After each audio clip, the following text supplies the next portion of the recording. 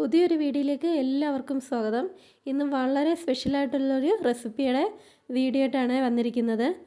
ശരിക്കും ഞാൻ തന്നെ ഇതുണ്ടാക്കിയിട്ട് ഞാൻ തന്നെ അത്ഭുതപ്പെട്ടു പോയി. ഇത്രയും ടേസ്റ്റ് ഇതിനുണ്ടോയെന്ന് പറഞ്ഞറിയിക്കാൻ പറ്റില്ല കേട്ടോ. അത്രത്തോളം ടേസ്റ്റി ആയിട്ടുള്ളൊരു അച്ചാറാണ് ഇത്. കുറച്ച് മധുരവും എരിയും ഒക്കെ ചേർന്ന് നല്ലൊരു അച്ചാറാണ്. അപ്പോൾ നമുക്കിത് എങ്ങനെയാണെന്ന് നോക്കിയാലോ. ഒരു ചട്ടി വെച്ചിട്ടുണ്ട്. അതൊന്ന് ചൂടായി വരുമ്പോഴേ ഞാൻ അതിലേക്ക് നല്ലെണ്ണയാണ് ഒഴിച്ചു കൊടുക്കുന്നത്. ഒരു 3-4 സ്പൂണോളം നല്ലെണ്ണ ഒഴിച്ചു കൊടുത്തിട്ടുണ്ട്. നല്ലെണ്ണ ഒന്ന് ചൂടായി വരുമ്പോഴും നമുക്കിതിലേക്ക് ഇതുപോലെ 1/2 ടീസ്പൂൺ കടുകും 1/2 ടീസ്പൂൺ ഉഴുന്നും കൂടി ചേർത്ത് കൊടുത്തിട്ടുണ്ട്. ഇതിന് ആ എണ്ണയിൽ കിടന്നൊന്ന് മൂത്ത് വരണം. ആ ഉഴുന്നിൻ്റെയൊക്കെ ഒരു കളറൊക്കെ ഒന്ന് ചേഞ്ച് ആയിട്ട് നമ്മുടെ ആ കടുകൊക്കെ ഒന്ന് പൊട്ടി തുടങ്ങണം. അതുവരെ ഒന്ന് വെയിറ്റ് ചെയ്യണം കേട്ടോ. അതിനുശേഷം നമുക്കിതിലേക്ക് ചേർക്കാനുള്ളത് ഇഞ്ചിയാണ്. ഇഞ്ചി ചെറിയതായിട്ട് നീളത്തിൽ അരിഞ്ഞെടുത്ത ഇഞ്ചിയാണ്. അത് നമുക്കിതിലേക്ക് അങ്ങ് ചേർത്ത് കൊടുക്കാം. ഒരു ചെറിയ കഷ്ണം ഇഞ്ചി എടുക്കാം. അത് ഇതുപോലെ നീളത്തിൽ അരിഞ്ഞതാണ് ചേർത്ത് കൊടുക്കുന്നത്. ഇഞ്ചി ഇതിൽ കിടന്നൊന്ന് മൂത്ത് കഴിഞ്ഞാൽ നമുക്കിതിലേക്ക് ഒരു 10 അല്ലി വെളുത്തുള്ളി ഇതുപോലെ രണ്ടായിട്ട് നീളത്തിൽ പിളർത്തിയെടുത്തതാണ്. അതും കൂടെ ചേർത്ത് കൊടുത്തിട്ടുണ്ട്. ഇനി അതോടൊപ്പം തന്നെ ഒരു 3-4 പച്ചമുളക് ഇതുപോലെ വട്ടത്തിൽ അരിഞ്ഞെടുത്തത് ചേർത്ത് കൊടുത്തിട്ടുണ്ട്. ഇനി ഇതെല്ലാം കൂടി ഈ എണ്ണയിൽ കിടന്നൊന്ന് മൂത്ത് വരണം കേട്ടോ. നമ്മൾ സാധാരണ അച്ചാറൊക്കെ ഇടുമ്പോൾ ഇഞ്ചി വെളുത്തുള്ളിയൊക്കെ ചേർത്തൊന്ന് മൂപ്പിച്ചെടുക്കത്തില്ലേ, അതുപോലെ ഒന്ന് മൂത്ത് വന്നാൽ നമുക്കിതിലേക്കൊരു 1/2 ടീസ്പൂൺ ഉലുവ പൊടിയാണ് ഇട്ട് കൊടുത്തിരിക്കുന്നത്. അതോടൊപ്പം തന്നെ നമുക്കിതിലേക്കൊരു 1/4 ടീസ്പൂൺ മഞ്ഞൾപ്പൊടി കൂടി അങ്ങ് ചേർത്ത് കൊടുക്കാം.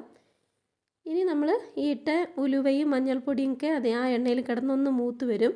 അതോടൊപ്പം തന്നെ ഒരു 1/2 ടീസ്പൂണോളം കായപ്പൊടി കൂടി ചേർത്ത് കൊടുക്കുന്നുണ്ട്. കായപ്പൊടിയും കൂടി ആ എണ്ണയിൽ കിടന്നൊന്ന് മൂത്ത് വന്നോട്ടെ.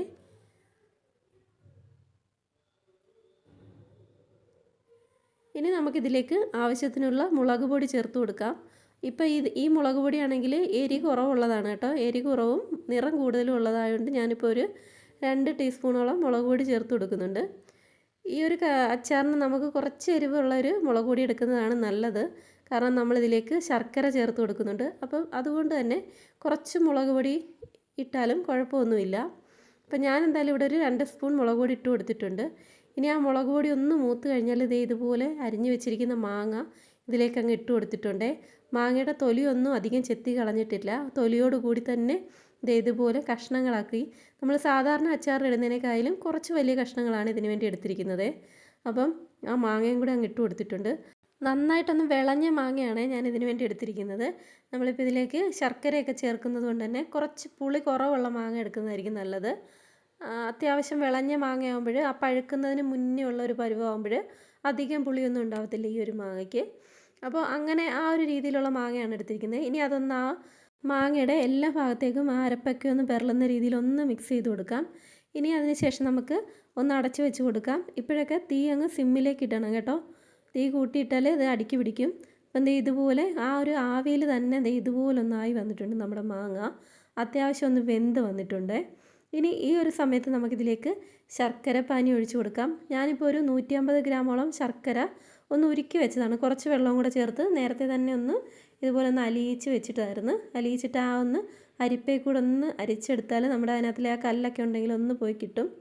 ഇനി ആ ഒരു ശർക്കര പാനി നമുക്ക് ഈ മാങ്ങയിലേക്ക് അങ്ങ് ഒഴിച്ചു കൊടുത്തിട്ടുണ്ട്. ഇതുപോലെ കിടന്നാൽ മതി കേട്ടോ. മാങ്ങയൊക്കെ അത്യാവശ്യം ഒന്ന് മുങ്ങിക്കിടക്കുന്ന രീതിയിൽ ആയിട്ടുണ്ട്. ഇനി നമുക്ക് ഇതൊന്നുകൂടെ ഒന്ന് ഇളക്കി വെച്ചിട്ട് വീണ്ടും അങ്ങ് അടച്ചു വെച്ച് കൊടുക്കാം. ആ ഒരു സമയത്ത് നമുക്കിതിലേക്ക് ഇടേണ്ട ഒരു പൊടി വകകളൊന്ന് വറുത്തെടുക്കാം. ഇതുപോലെ ഒരു 1/2 ടീസ്പൂൺ ജീരകം എടുത്തിട്ടുണ്ട്. പെരിഞ്ജീരകമാണ് കേട്ടോ എടുത്തിരിക്കുന്നത്. പെരിഞ്ജീരകത്തോടൊപ്പം തന്നെ 1/4 ടീസ്പൂൺ കുരുമുളക് പൊടിയും കൂടെ, കുരുമുളക് പൊടിയല്ല കുരുമുളക് തന്നെ ഇട്ടിട്ടുണ്ട്. ഇനി ഇതെല്ലാം കൂടി നമുക്കൊന്ന് മൂപ്പിച്ചെടുക്കണം. അധികം അങ്ങ് കരിഞ്ഞൊന്നും പോകണ്ട. ചെറിയ തീയിലിട്ട് ഇതുപോലെ ഒന്ന് മൂത്ത് വരണം. അതോടൊപ്പം തന്നെ ഒരു 1/2 ടീസ്പൂൺ കടുക് കൂടി ഇട്ട് കൊടുത്തിട്ടുണ്ട്.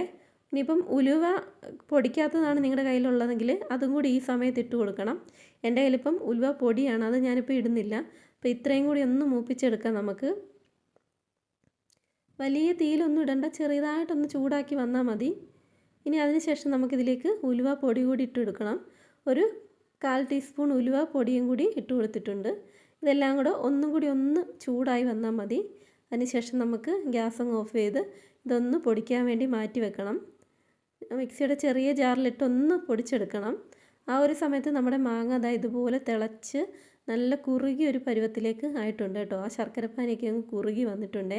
ആ മാങ്ങയിലേക്ക് ശർക്കരപ്പാനിയൊക്കെ നന്നായി പിടിച്ച് ശരിക്കും നല്ലൊരു ഫ്ലേവർ നല്ലൊരു ടേസ്റ്റുമാണ് കേട്ടോ ഈ ഒരു മാങ്ങാച്ചാർ. എനിക്ക് ഭയങ്കരമായിട്ട് ഇഷ്ടപ്പെട്ടു. കുട്ടികൾക്കൊക്കെ ഒത്തിരി ഇഷ്ടപ്പെടും. ഇനി നമ്മൾ ആ പൊടിച്ചെടുത്ത പൊടി ഇതിലേക്ക് ഒരു അര ടീസ്പൂണോളം ഇട്ട് കൊടുക്കുന്നുണ്ട്.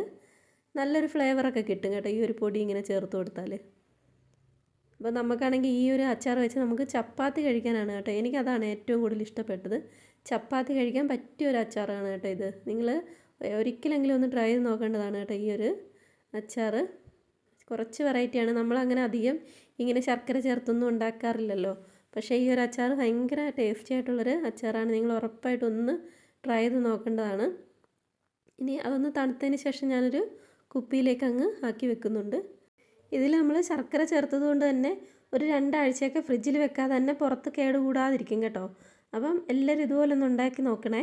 ഈ ഒരു മാങ്ങാക്കാലം കഴിയുന്നതിന് മുന്നേ ഉറപ്പായും ഉണ്ടാക്കി നോക്കിയിട്ട് അഭിപ്രായം പറയണേ. അപ്പോൾ